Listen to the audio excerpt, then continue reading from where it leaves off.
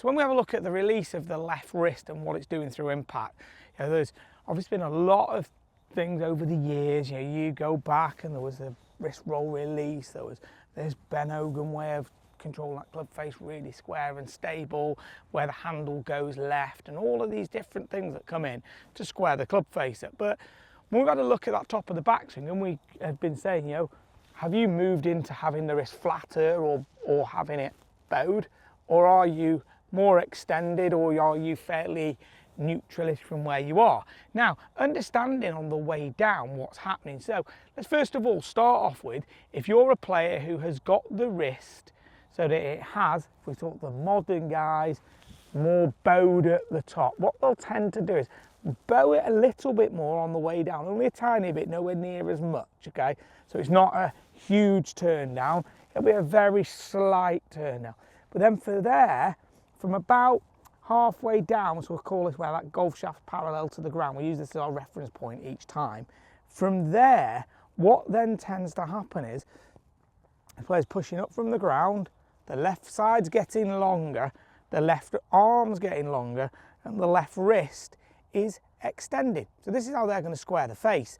So they're effectively letting that club get past the hands, if you like to almost call it a scoop sort of thing to make it really easy.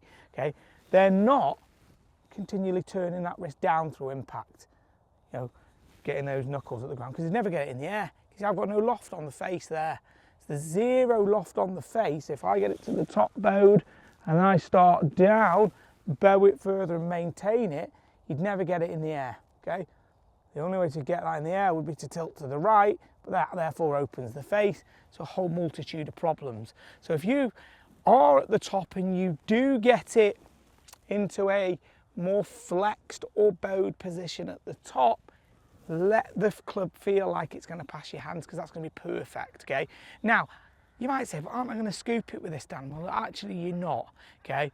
So what we'd see is, for this player, it's vital that that left side's allowed to extend, so they're pushing back up from the ground, and the way that they would get the handle to work more left through the ball is that they'll feel halfway down here, to match that release up as a feeling, they'll feel like the handle is being pulled up and behind them this way. So it's almost like you're ripping the grip off the shaft up to the sky.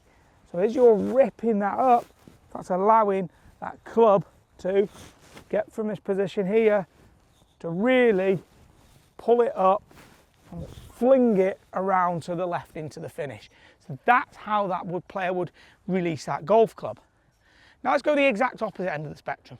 Okay, so you've now got somebody who is really extended. They've extended it more. What this player will probably do is bow it a lot more on the way down. Now I've got one more dimension to think of, is have they lagged it or not, okay? If they have lagged it, then there's going to be a slight difference, okay? But if you have bowed it more on the way down, but the club face was more open, if you like, at the top, or the wrist condition was, then what they will do is they'll turn through and maintain that club face position.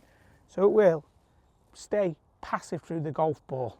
So that might have been your classic Ben Hogan look. Hands have gone left, club head's still outside the hands, and club face is really, really neutral. Tommy Fleetwood does an amazing job of this, okay?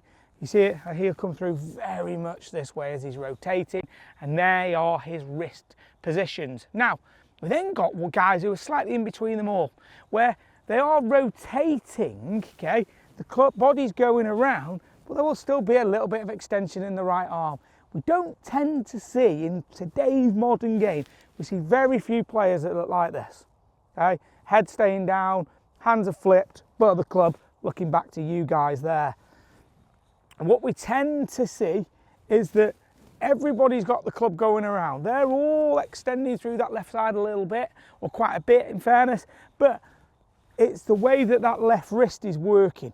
If you got somebody who wants to get that wrist flatter in the backswing, or wants to cup it more, their release patterns are going to be exactly opposite, okay? So if you have somebody who bows it more at the top, so if you're a player who has got that wrist bowed at the top with a square club face, we're not talking bowed at the top and mega closed, okay, then what there needs to happen is on the way through, you need to make sure that you're allowing that left wrist to work this way, okay?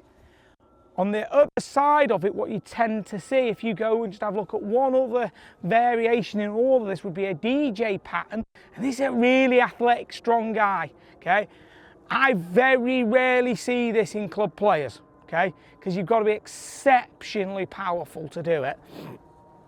Is you might have it bowed at the top, coming down here, and then you'll hold on to it a little bit. The wrist is still moving back into that extended position through the ball, but they'll offset the lack of it fully extending this way. They'll offset with what we call right side bend to keep the face square. Problem is, if you've not got enough speed, you're not keeping this in the air. So you see DJ's got 120 odd mile an hour of a driver. He can afford to keep the club face dead square and offset it with side bend this way, because he just hits it so hard. So the guys who are doing this are exceptionally powerful hitters. Okay, they are not the norm. Okay, so the first two ideas is the majority. The last bit is the other area. Obviously, we've got a third, which is going to be that transition and lag, which we'll get onto. But making it really easy, the release at the bottom, your wrist essentially is working. You're either maintaining it and holding it that way, and your body rotation is carrying it through, all the way through here, or you're letting that wrist go this way, the body's still rotating, it's just extending a lot more. Or the third way is it's maintained a little bit, it's still extending a touch but not to the same extent, but it's offset with side bend. So there are your ones, okay? So have a look at the type of wrist you've got at the top and try and match the feeling at the bottom. What we'll do in the next video is actually really make it easy on how the wrist works in transition, and then from there we can then match that into the address, top of the backswing, into impact, and you can start to see what fits for you.